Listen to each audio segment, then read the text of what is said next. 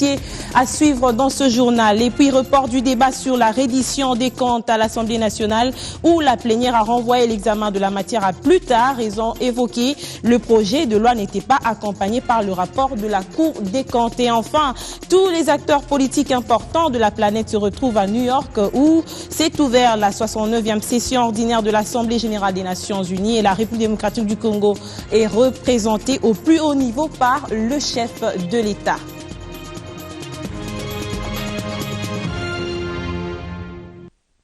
Madame, Messieurs, encore une fois, bienvenue à tous. La métropole américaine se transforme en plaque tournante de la vie publique internationale et le président de la République séjourne depuis hier au siège des Nations Unies où il participe à la 169e session de l'Assemblée générale de l'Organisation des Nations Unies sous le thème de l'atteinte des objectifs du millénaire pour le développement.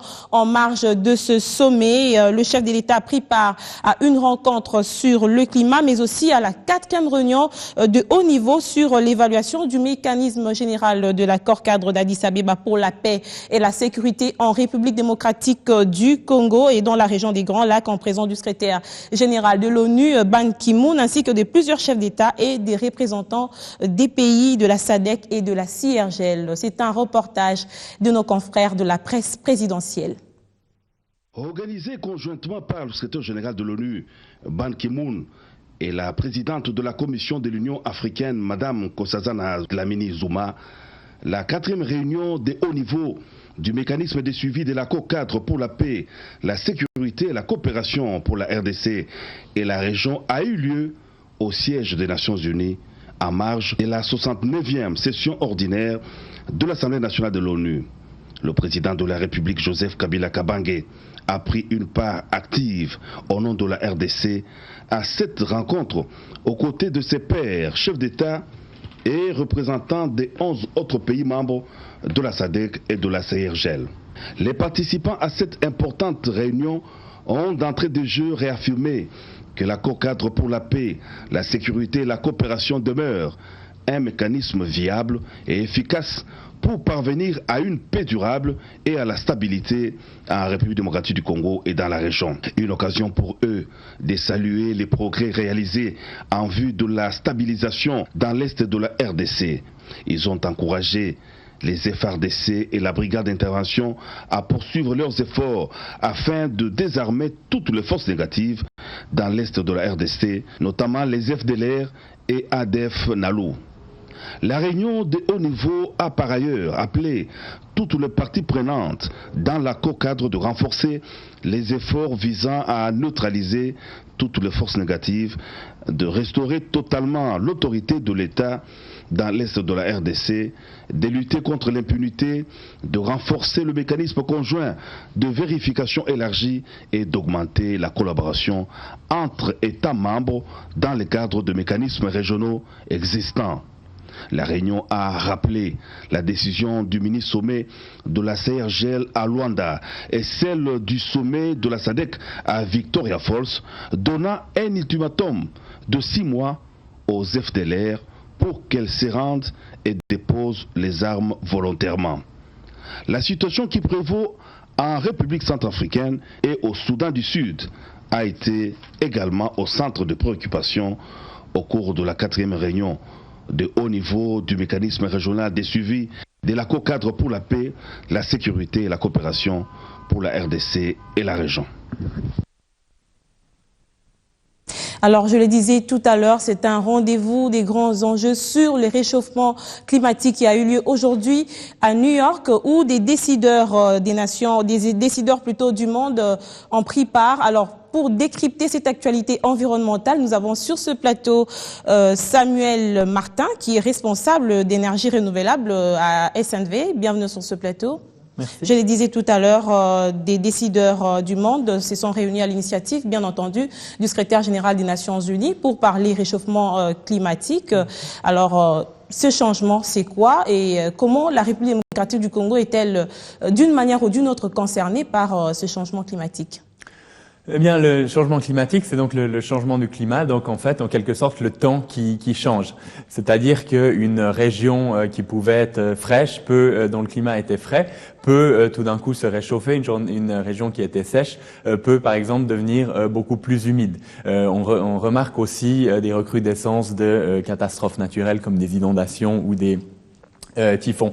Donc, c'est une situation très sérieuse qui est due, et ça a été prouvé, par les émissions polluantes émises par les activités humaines. Et donc, ceci concerne la RDC énormément, car beaucoup de Congolais et de Congolaises dépendent de ressources naturelles pour manger, pour vivre, pour gagner de l'argent. Et donc, si le climat, le temps change, ces ressources naturelles vont aussi changer. Donc, c'est évidemment un enjeu Alors, selon majeur. le programme des Nations Unies pour l'environnement, chaque année, 400 000 hectares sont coupés pour des besoins énergétiques en République démocratique du Congo. Comment faire face pour lutter contre ce phénomène par rapport à la stabilité climatique, bien entendu? Oui, alors les chiffres montrent que plus de 85% de l'énergie qui est consommée actuellement en RDC provient effectivement de la biomasse. Et ceci a des effets, comme vous l'avez souligné, sur la réduction de la couverture forestière. Les alternatives, elles sont connues, elles sont là, elles ne demandent qu'à être développées. Il faut bien sûr essayer de diversifier les sources énergétiques qui sont utilisées. Il y a beaucoup de sources de proximité qui existent, comme la micro-hydraulique, comme le solaire, comme la valorisation des déchets agricoles. Et puis, bien sûr, la biomasse, le bois et le charbon de bois vont continuer à jouer un rôle important pour satisfaire les besoins énergétiques, notamment pour la cuisson. Mais il n'y a aucune raison que ce bois et ce charbon de bois contribuent à la déforestation. Quand on coupe un arbre, on peut en replanter un.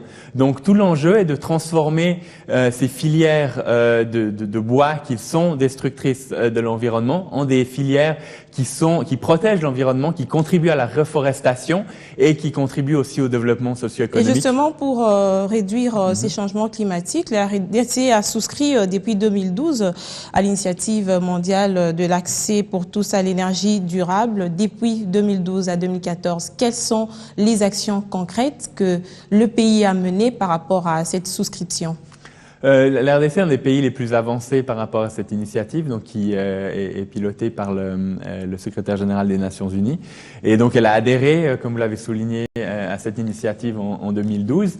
Et puis elle a, en 2013, conduit une analyse des lacunes pour voir un petit peu quelle est la situation en termes d'accès à l'énergie, où sont les lacunes, où sont les problèmes et qu'est-ce qu'il faudrait faire pour résoudre ces problèmes. Maintenant, elle est dans la troisième phase qui est la rédaction ce qu'on appelle agenda action.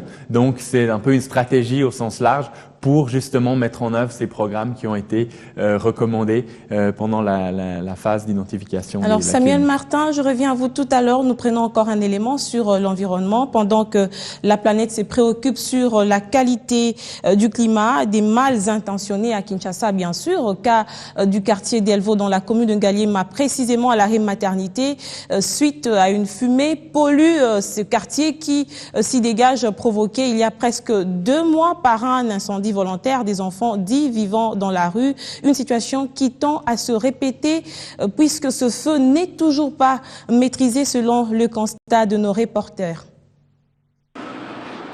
Cette atmosphère polluée ici par cette fumée est une scène qui se répète plus de 2 mois après que cela s'est produit au même endroit. Ici sur ces images, la fumée résulte d'un incendie dont les pyromanes sont des enfants dits enfants vivant dans la rue, au dire des habitants du coin. Tout est parti de ce dépôt d'immondices mis à feu par ces derniers. Le feu provoqué a mis plus de 2 jours avant de revoir l'air ambiant circuler à nouveau normalement. Une situation qui aujourd'hui encore refait surface, indisposant passagers et habitants. Les engins de l'hôtel de ville qui étaient dépêchés sur les lieux à l'époque n'ont apparemment fait qu'une visite simple des lieux, puisque visiblement l'incendie ne s'était pas éteint. Comme vous le voyez ici, il est attissé naturellement par la pluie qui s'est abattue le dimanche dernier, remontant en surface les quelques débris d'immondices enfouis qui étaient encore en feu. Pour la deuxième fois, moto, C'est pour la deuxième fois que ce feu est ici. À la première fois, nous avions pensé que le feu était éteint puisque nous avions versé de l'eau en grande quantité. Et à notre grande surprise, c'est le dimanche soir aux alentours de 19h, subitement, nous avons vu une grande flamme sortir de ce coin.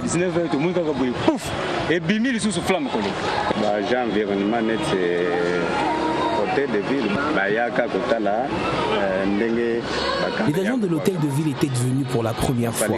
Après leur constat, ils nous ont recommandé de chercher un autre endroit où nous pouvions jeter nos ordures. Ils sont venus, ils ont fait le constat simple et ils sont trop partis.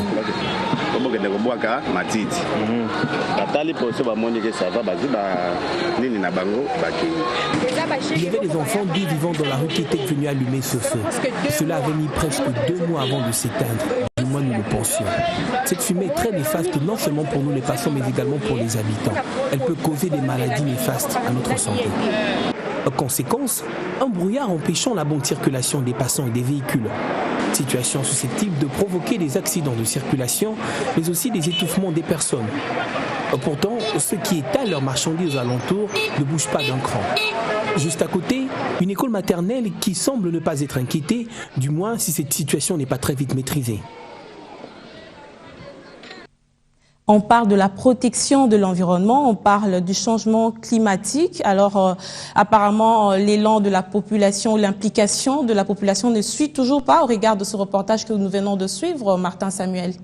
Oui, moi je crois que ça montre bien un peu les aspects sociaux et environnementaux sont liés. On ne peut pas protéger l'environnement si les problèmes sociaux ne sont pas réglés en même temps. Donc, je pense que il y a encore beaucoup à faire sur des questions de sensibilisation. Je rappelle que vous êtes responsable des énergies renouvelables. Il y a un atlas qui a été mis en place. Comment va-t-il contribuer justement à donner de l'énergie durable aux Congolais tout en luttant contre les changements climatiques? Cet atlas énergétique qui est porté donc par le ministère des Ressources hydrauliques et électricité avec le soutien du PNUD et de la SNV, Organisation néerlandaise de développement, est donc un outil d'aide à la décision pour la planification énergétique et prône une planification décentralisée et participative. Et donc cet atlas donne une idée du potentiel énorme d'énergie renouvelable dont regorge le pays, qui n'est pas seulement la grosse hydraulique qu'on connaît déjà, mais il y a aussi énormément de sites de petites hydrauliques, solaires, énormément de potentiel pour valoriser les résidus, notamment agricoles. Et donc, cet atlas donne toute cette information-là et donne aussi des recommandations politiques que le gouvernement pourra donc s'approprier pour vraiment aider les Et on Congolaises. est à quelle étape à ce niveau? Alors, l'atlas est en train d'être finalisé. Il va être sorti pour le grand public vraiment dans les jours ou vraiment semaines à venir. Une dernière question, Martin Samuel. Comment les individus ou chacun peut contribuer à la lutte contre les changements climatiques? Je pense que tout le monde est concerné et comme je disais, les solutions existent. Vous pouvez, par exemple, quand vous faites à manger, utiliser un foyer amélioré qui va vous permettre d'économiser jusqu'à 50-60% de braise chaque jour. Donc ça, c'est un geste simple qui va et aussi contribuer à la protection de l'environnement. Ces foyers sont maintenant disponibles sur le marché à Kinshasa et nous, la SNV, nous essayons de les promouvoir encore plus pour que ils deviennent, pour que la population vraiment se les approprie. Il y a beaucoup d'autres petites technologies renouvelables qui peuvent vraiment aider à satisfaire les besoins énergétiques de tous les jours et qui peuvent aussi contribuer à la réduction des émissions et donc des changements climatiques. Merci Martin Samuel d'avoir répondu à notre invitation de ce soir. Merci, ce journal se poursuit avec des questions politiques à l'Assemblée nationale. Le débat sur le projet de loi relatif à la reddition des comptes 2013, je vous le disais à l'ouverture de cette édition, a été renvoyé à plus tard. Ce projet de loi ne sera débattu que lorsque les députés seront en possession du rapport de la Cour des comptes sur l'exécution du budget 2013. C'est une motion incidentielle qui a permis de surseoir ce débat, comme nous dit Alain Mboma et Blaise Mouangui. Le décor était planté ce mardi à l'Assemblée nationale pour examiner et adopter le projet de loi sur la reddition des comptes 2013. Le bureau de l'Assemblée nationale, les députés et même le ministre délégué auprès du Premier ministre en charge des Finances. Mais c'était sans compter sur la motion incidentielle du député national Henri Thomas Lokondo. La loi sur les finances publiques de l'État qui exige qu'avant qu'on ne puisse examiner le projet de loi sur la reddition des comptes, il faut que nous puissions d'abord avoir le rapport de la Cour des comptes, qui dépend de nous d'ailleurs. Hein? Et la loi, l'article 82, est clair et dit que le projet de loi sur la reddition des comptes doit être accompagné de ce document-là. Or, nous ne l'avons pas. Ce qui obligea le président de l'Assemblée nationale à suspendre la séance en attendant l'obtention par les élus du peuple du rapport de la Cour des comptes sur l'exécution du budget de l'État pour l'exercice 2013. Vulgarisation du processus électoral. La Commission électorale nationale indépendante poursuit sa campagne de tribunes d'expression populaire, tel qu'il a été le cas au terrain Mabenga du quartier Setandjili, avec des observateurs long terme de l'organisation des leaders des forces sociales et démocratiques. Bibi Chungoua. Une astuce pour la Commission électorale nationale indépendante d'inciter la population à avoir une culture électorale, c'est celle de se faire une institution d'appui à la démocratie de proximité. Au terrain Mambenga, quartier Setandjili, à la Tchangou, la CENI était invitée à la tribune d'expression populaire consacrée au renforcement des capacités des observateurs long terme et à la vulgarisation du calendrier électoral. L'état des lieux du processus électoral 2013-2016 et la mission éthique d'un observateur électoral, autant de points sur lesquels s'est apaisanti le conseiller du président de la Commission électorale nationale indépendante en charge de la sensibilisation et de l'éducation civique électorale.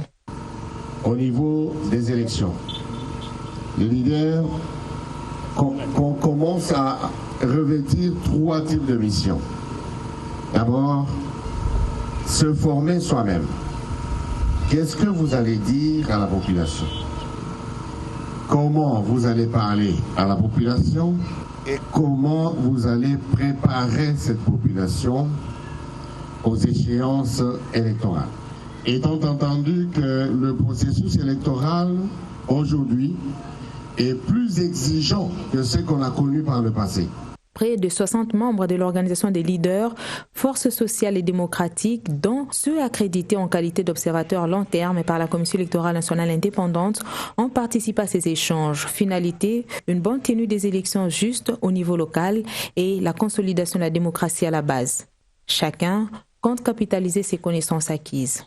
Il s'agissait de préparer la population à la sensibilisation et à la mobilisation électorale. Et nous avons aimé le représentant de la CENI, M. Delion, qui a expliqué directement à la population. Parce que nous ne voulons pas être une société civile des mallettes. Nous sommes une société civile de la population. Voilà pourquoi nous sommes sur le terrain. Je suis parmi ceux-là qui pensaient que la CENI, sincèrement, c'est un organe qui ne fait rien pour que les élections se fassent de façon crédible dans notre pays. Mais au regard de toutes les informations que je viens de recueillir aujourd'hui, sincèrement, je reste satisfait. Et je parie même que je suis déjà un bon sensibilisateur par rapport à ce que je viens d'apprendre pour effectivement apporter à la population la vraie information au sujet des élections. À cette rencontre s'est associée la remise officielle des badges aux observateurs long terme de cette structure. Clin d'œil dans nos provinces, direction Nord Kivu, la population de Tamungenga dans le territoire de Rutshuru lance un ultimatum de 72 heures à qui veut l'entendre pour que soit retrouvé le planteur Godefroid Mumbere, enlevé depuis 5 jours par des inconnus. Dépassé ce délai, les habitants menacent de descendre dans la rue. Patrick Sialoua est notre correspondant sur place. Cela fait au total 5 jours que M. Godefroid Mumbere, habitant du village Ntamugenga, en territoire de Rutshuru, est porté disparu par des hommes armés inconnus. Une situation qui fait surface à Rutshuru pendant que l'auditorat militaire de ce coin venait de condamner à perpétuité 6 personnes accusées pour prise d'otages et détention d'armes illégales puis transférées à la prison centrale de Goma la semaine dernière. Joseph Malira, vice-président de la société civile de Rutshuru, contacté ce mardi, condamne cet enlèvement.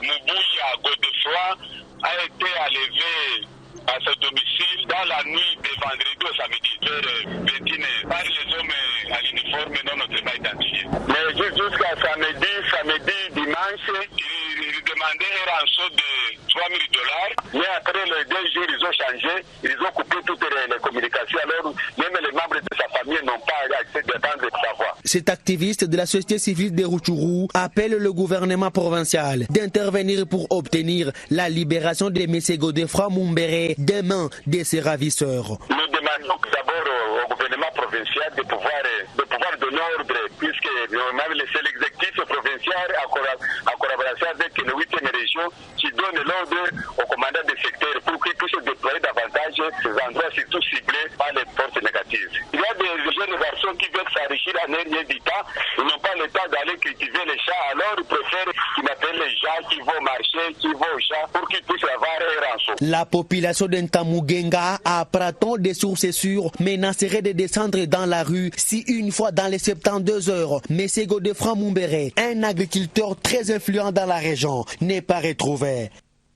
Des Congolais face à l'utilisation des technologies de pointe. Le distributeur de la marque Apple en République démocratique du Congo est en pleine campagne pour la promotion de ses produits localement. Il s'est ainsi associé à Jainet et l'ambassade américaine des États-Unis pour inviter sa potentielle clientèle à se procurer téléphones, tablettes et autres produits de sa marque. Un duo fort à l'image de la cérémonie. L'ambassade des États-Unis en République démocratique du Congo s'est joint à Jainet, représentant de la marque Apple en RDC, pour inciter et initier la population congolaise à s'adapter aux technologies de pointe. C'est à travers un cocktail offert par les deux institutions de l'image de marque américaine que Jainet a tenu à faire cette sensibilisation. Un système propriétaire, donc toutes les applications qui entrent dans le système Apple sont d'abord étudiées, contrôlées, checkées à fond avant que ces applications puissent entrer sur le marché, comme nous disons, de Apple. Et alors que ailleurs, les autres systèmes, vous avez des virus qui entrent facilement dans les devices, sur les tablettes, sur les téléphones, mais sur un produit Apple, vous n'aurez jamais ce genre de problème. Le monde est devenu un petit village, donc on est trop mobile. Et avec cette mobilité-là, on peut mieux travailler avec un iPad qu'avec tout autre device. Je vous donne un exemple. L'iPad a une autonomie d'au moins 10 heures.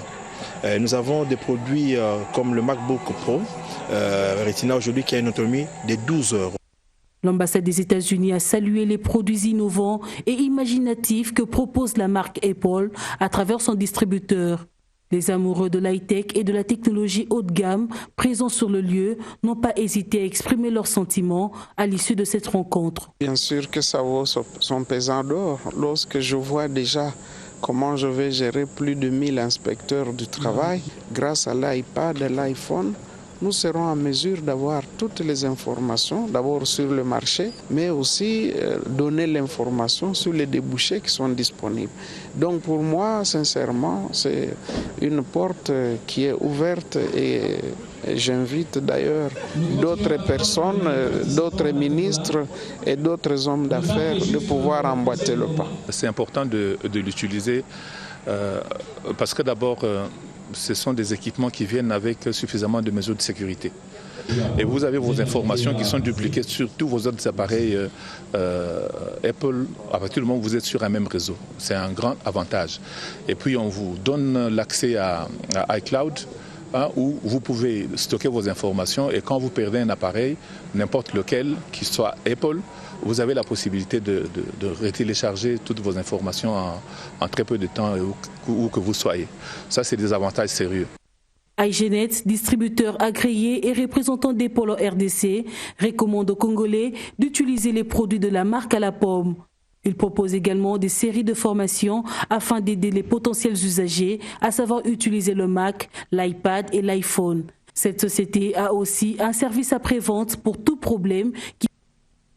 Et pour finir, le dossier de cette grande édition qui a trait à l'automédication n'est pas recommandé suite à l'aggravation de l'état de santé qu'elle peut entraîner. Il est plutôt conseillé de voir un médecin ou un pharmacien quand on ne se sent pas bien. Patricia Panzou, Julia Pandi et Mandela Ndongala ont signé ce dossier.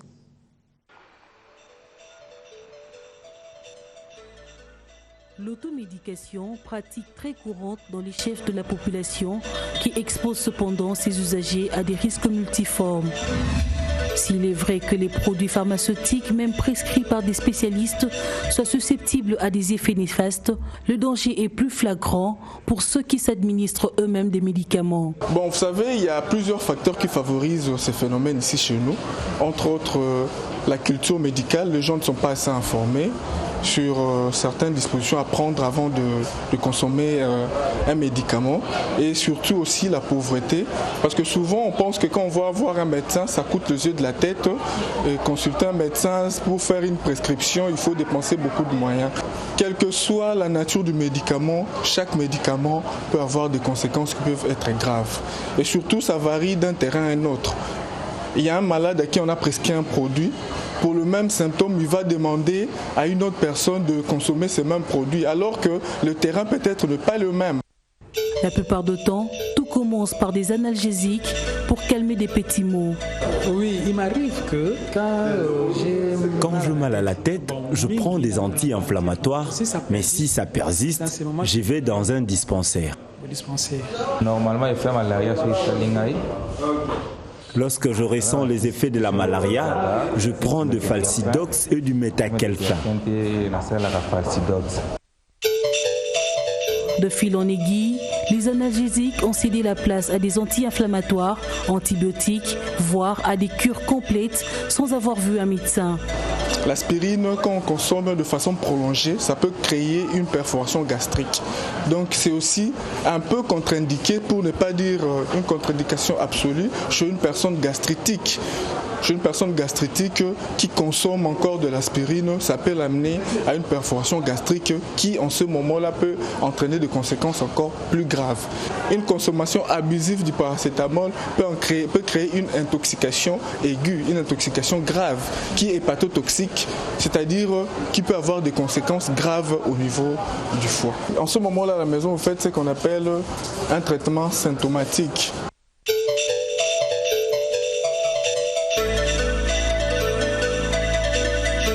Vous pouvez avoir votre enfant à la maison la nuit qui fait une forte fièvre, vous n'allez pas attendre de l'amener à l'hôpital. Il peut faire ce qu'on appelle une convulsion pyrétique, c'est-à-dire que non, par augmentation de la température, l'enfant peut convulser. Alors pour éviter cela, vous pouvez essayer un peu de soulager l'enfant en ce moment-là. Mais le lendemain matin, il est conseillé d'amener l'enfant à l'hôpital, de savoir quelles sont les causes qui entraînent cette fièvre-là. La responsabilité est partagée. Les pharmaciens jouent également un rôle favorisateur dans la mesure où on ne peut presque tout acheter sans prescription médicale. Les personnes qui vendent dans les pharmacies doivent être des médecins ou carrément des pharmaciens. Lorsqu'on a mal, il y a des médicaments simples que l'on peut boire sans crainte à la maison, tels que de l'aspirine pour de maux de tête. On essaie de voir, il y a certains produits, en tout cas que le malade vienne acheter sans ordonnance, notamment quand ils ont des petits problèmes, vous voyez, la toux, la fièvre, de frissons, enrhumé, la grippe. On essaye de voir un peu. S'il s'agit des premiers soins, on conseille, mais si ça persiste déjà, on conseille toujours d'aller voir le médecin. La santé n'a pas de prix, dit-on. Les produits pharmaceutiques guérissent, mais peuvent aussi nuire dans certaines mesures.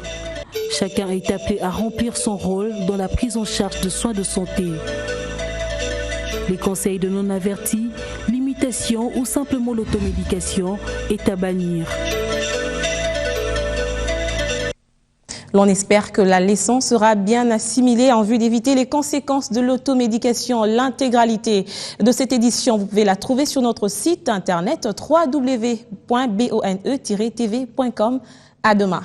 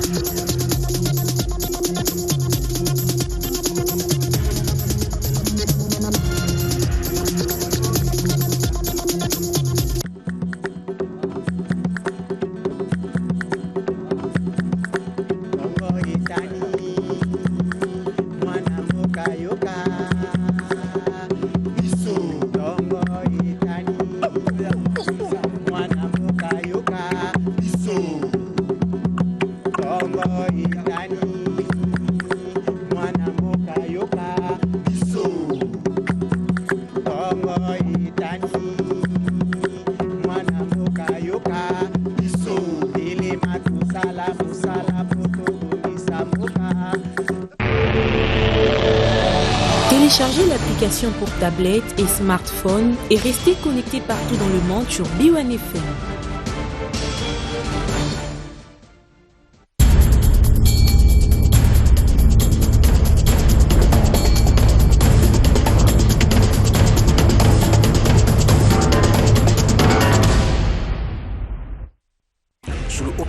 De son Excellence Moïse Katumbi Chapwe, gouverneur du Katanga, DKV Service organise RDC Job Days. Premier salon de l'emploi en RDC du 26 au 27 septembre 2014 à Lubumbashi, à l'hôtel Caravia. Venez participer et saisir une occasion immédiate d'embauche. Découvrir comment